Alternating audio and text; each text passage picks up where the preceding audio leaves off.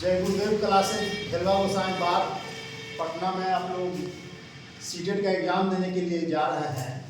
CTET जनवरी 2024, जिसमें कि सबसे ज़्यादा ज़रूरी है कुछ पॉइंट्स जो कि आपको एग्ज़ाम में 100% सफलता दिलवाएंगे। अब हम सबसे पहला पॉइंट पे आते हैं कि स्वयं पे विश्वास करें। सीटेट एग्जाम क्वालिफाई करने के लिए सबसे ज़्यादा जरूरी होता है स्वयं पे विश्वास करना कि हम सीटेट क्वालिफाई कर सकते हैं।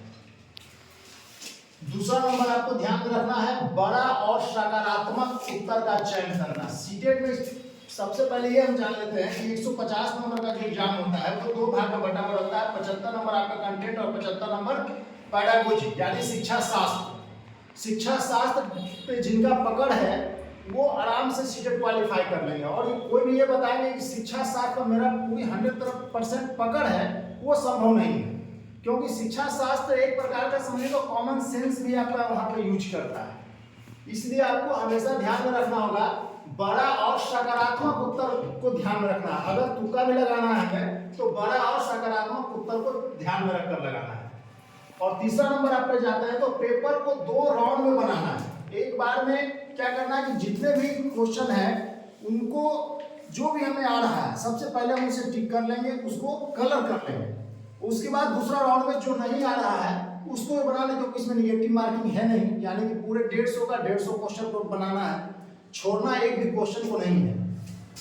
जब जो नहीं आ रहा है उसमें क्या ध्यान में चलना है कि पॉजिटिव बराबर पॉजिटिव, यानी हम लोग पढ़े भी होंगे plus plus equal to plus, पढ़े मैथ में पढ़े ना, plus plus equal to plus minus में, हाँ plus plus equal to plus और minus minus equal to plus, यानी कि पॉजिटिव बराबर क्या रखना है, पॉजिटिव रखना है। यहाँ मैथ नहीं जाना है, छोड़ दीजिए। और दूसरा निगेटिव बराबर निगेटिव रखना है, यानी कि प्रश्न में पॉजिटिव हो रहा है तो उसका आंसर भी क्या देखना है, हमको पॉजिटिव में ही देखना है।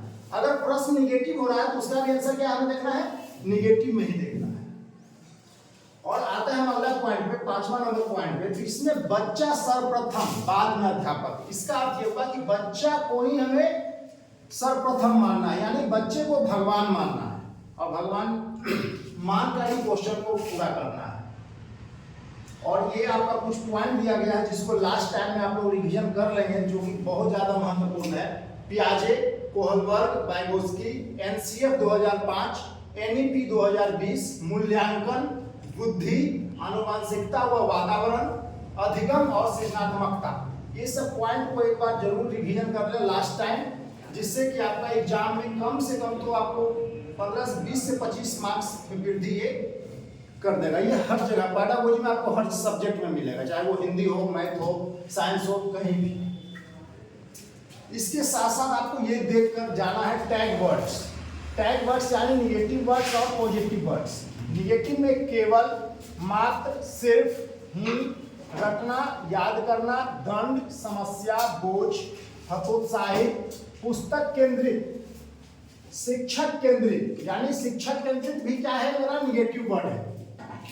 खाली स्लेट, कोरी पट्टियां, लैंगिक असमानता, बच्चों के विचार त्रुटियों का महत्व न देना। अगर बच्चे में कुछ विचार हैं, कुछ त्रुटि है तो उसका महत्व न देना, ये भी क्या है, हमारा निगेटिव वर्ड में आता है।